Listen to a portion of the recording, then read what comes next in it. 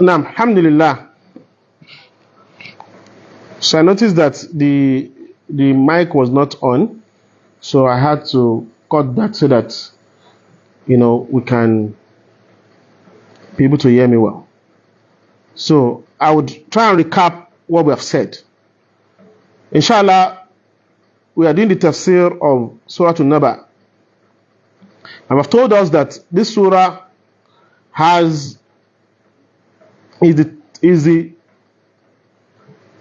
78th surah of the Quran in terms of arrangement, and is the first surah of the 30th part of the Quran, the 30th juzu of the Quran, popularly known as Juzu Amma. We have also said that this surah is the 80th surah that was revealed in terms of revelation, in terms of what is it called, in terms of the tertib of revelation, in terms of the arrangement of revelation. This surah was revealed after the revelation of Suratu-n-Ma'arij and was revealed just before Suratu-n-Nazi'at was revealed. This surah has 5 popular names, amongst which are Suratu-n-Naba that we know, Suratu-Amma Yatasa'alun is another name, Suratu-Amma is another name, Suratu-Tasa'ul is another name, Suratu-l-Mu'sirat is another name. And of course, all these names are picked from verses of this particular surah. This surah is a full Makkiyah surah, is a full Meccan surah, because all its verses were revealed in Mecca. Some of the surahs of the Quran, you have their verses revealed in different places. Some will have verses revealed in Mecca, some will have verses revealed in Medina. But this particular surah, all the verses of this surah were revealed in Mecca. And of course, this surah, tells us generally about what the Meccan era was all about. The message of the Prophet Muhammad focused on 3 major things: on calling to the worship of Allah alone, calling to the worship, the acceptance that Allah is the Lord of the world and He only deserves to be worshipped, calling on the messengership of the Prophet Muhammad and Him being deserving of being followed and obeyed, calling on people to let them know that there is a day coming that they will die, and when they die, they will be raised, and when they are raised, they will be called to question, and when they are called to question, they will be rewarded. They will be rewarded. Those who have done good will be rewarded with Jannah, and those who have done otherwise will be rewarded with Jahannam. It is in twofold. So those are the message of the Meccan message. Before Hijrah, that was the preoccupation of the Prophet Muhammad sallallahu alaihi wasallam, and that is what you will find in most surahs of in Juzu Amma, and the short surahs that also follow them in the preceding ajza of the Quran. And the people of Mecca, they had some issue with the first one. They believed Allah created them. They believed Allah provided for them. They believed they knew Allah existed. They believe Allah created them and Allah is going to kill them. They believe all this. But where the problem was with the first leg is that, are we going to abandon all our 300 and something God for just one God? That was something very astonishing and strange to them.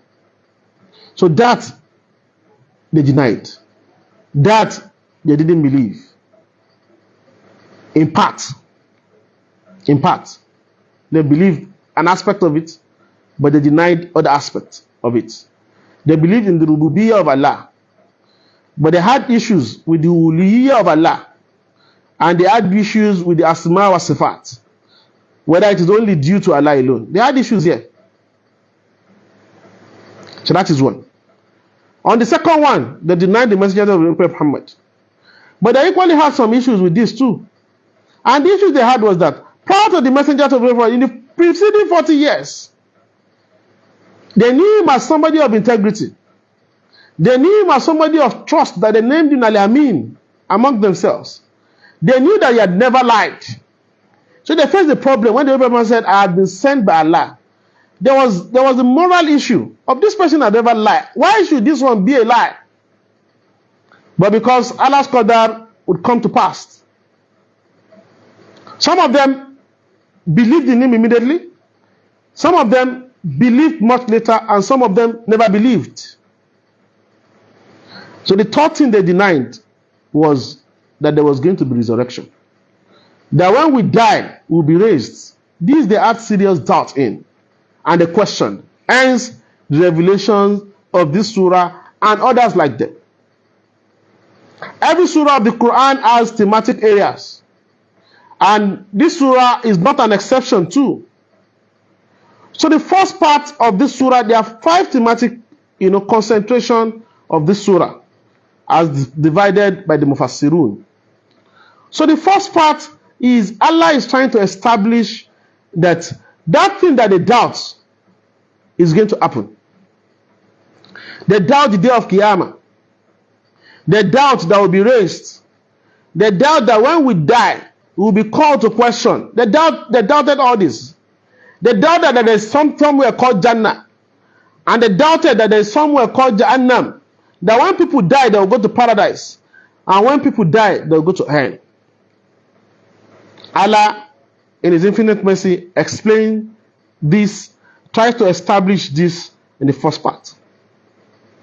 Allah followed in this same 4 parts with examples of things that He has done, examples of His work that further give credence to the fact that if Allah has done this, then He's capable of doing those things that you deny. What are those things that Allah has done? The creation of the heart itself, with its aesthetics and everything, Allah did it. If Allah can do that, He can also raise us. If Allah can create the heart from nothing, then He can create us after having been something. Then we die to become nothing. He can also raise us again. Also, that Allah created the mountains and used them as pegs. Allah also uses it to support the fact that indeed we will be raised. Allah talks about the creation of man. Look at the way we are created. Look at us. Look at us. وَفِي أَنفُسِكُمْ أَفَلَا تُبْصِرُونَ. Look at us. Look at our eyes. Look at how small the ball is. The balls of our eyes. But see what we are seeing. Look at us. Look at our mouth. We open our mouth and we talk. We talking? We do not know. For those who can't talk, some people have bigger mouths than we do. Their vocal cords are better constructed. But when they open their mouth, they are not able to talk. We call them dumb. Look at the way we are created. Look at our body parts. Look at our nails like plastics. How did the nails form? Of course, science have reasons for it. But do you see it when it comes out? We do not see it. Look at the hairs we have. When some grow and we cut them, others will grow. The same way we cut these beards and they go away, they vanish one way or the other, we do not see them.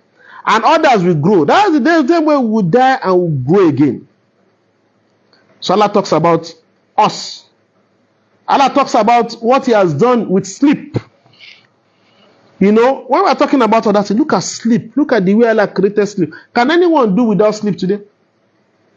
None of us can do without sleep. None of us can do without sleep. May we not be tested with sleep. May we not be tested with sleep. For those who have been tested with sleep, they can tell you. Many of them today are in the psychiatric hospital. Look at, recently, somebody tried to break the Guinness Book of World Record by playing a particular sport or a particular game for so hours. What made it look interesting? Is it that game that people have never played? No. It is not that game that people play that game every time. And nobody rewards you for playing the game for so long. But what was the surprising thing? That he deprived himself for sleep for days. When the other lady equally cooked, and cooked for a while, for some hours, was it 100 hours or something?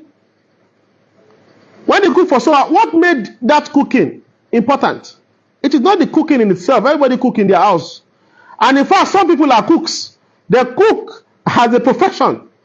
So cooking is not strange. We eat every day. Some people cook those foods that we eat. So cooking is not the surprising thing, but sleep deprivation. Sleep deprivation. When they cook for these days, you hear that they have this, they had some fever, they developed some this, but they withstood it and were able to do. Just for 2-3 days, they deprive themselves and everybody shouts. It becomes something that shows the importance of sleep. So Allah used that sleep to give us break from the day's work. Whether you like it or not, you will sleep. If you do not sleep, you will be in trouble. One of our brothers was recently sick. And one of the things that happened was that at some point, he became sleep deprived. And the doctors were initially scared to say, we can't give him these drugs. It has implication. It has implication. When Allah said death was going to come, he was eventually given that drugs to sleep. And he slept and never woke. Sleep is important. And Allah tells us that if I have created sleep, if you do not appreciate sleep now. One of the creations of Allah for us is sleep. If Allah created sleep and you sleep and it wakes you up, when you die, which is also a form of sleep, you'll be woken up. Let's stop there for now on sleep. Allah talks about the night being like a time of rest for us, for our body, and a time of cover for us. Allah talks about this. Allah talks about the day, for us to make a living. Allah talks about the heavens. And He has made the 7 heavens, He has made them as fortresses over us. Look at the creatures in the heavens. Look at the way He beautified the heavens. Look at what you can see of the heavens and what you cannot see. The scientists know better. I'm not one. Look at the heavens. Look at the way. Allah also speaks about also the way He has adorned the heavens with the lights. Look at the moon. Look at the sun. Look at the stars. Look at what these things entail. Look at how Allah has protected us from these things. All these are things that if you think about them deeply, you will know that there is nothing Allah cannot do. And one of the things Allah can do that many people doubt is that when we die, we will raise. A lot of people doubt it. They doubt that when we die, we will raise. And that is why a lot of people today who are not Muslims are not Muslims, because they do not believe in the day of resurrection. That is why a lot of people today who commit these sins because they do not believe that one day will be called to question. That's why those people who revel in injustice do so because they believe that nobody would be able to ask them. So Allah talks about, the lights, the lamps, that He has used as decoration for the heavens. Allah talks about the droppings, the rains, and how this rain brings out the plants and the fruits, the crops from beneath the soil. And Allah uses it, as waterings for the gardens. All these 9 evidences contained in 10 ayah are some of Allah's way of responding to the doubts of the kuffar. And everyone who has a doubt that definitely that day would come. Definitely that great event will come. Definitely that news would eventually one day become a reality. And these are more or less like support for the preceding 6 verses. Inshallah, today we are going to end this introduction here because of time. We need to go and say our Salatu Isha And next week, may Allah preserve our lives, bismillah ta'ala. We are going to continue with the introduction of this surah. If Allah wills, inshallah, we'll start the explanation of the surah. We have started today. May Allah make us complete the explanation of the Quran in both languages. And may Allah make us do it times over, inshallah, bi qudratillah. May Allah make it easy for us to be able to translate it. And may Allah make it easy for us to be able to impact our lives with these explanations. May Allah grant us His nur. May Allah grant our listeners the nur too. May we speak with the nur of Allah, and may He have the impact in our listeners too, inshallah. Ameen. So, bismillah ta'ala, we are going to call it a day here, inshallah. Join us tomorrow for the edition of our explanation of the continuation of our explanation of the 40 hadith of Imam Nawawi, and on Tuesday for our Yoruba Tafsir. May Allah grant us safety. May Allah grant us the health and everything we need to be able to do this successfully. And may Allah expect it from us as an act of ibadah. Subhanaka Allahumma bihamdik. Ashhadu an la ilaha anta astaghfiruka wa atubu ilayk. Assalamu alaikum wa rahmatullahi wa barakatuh.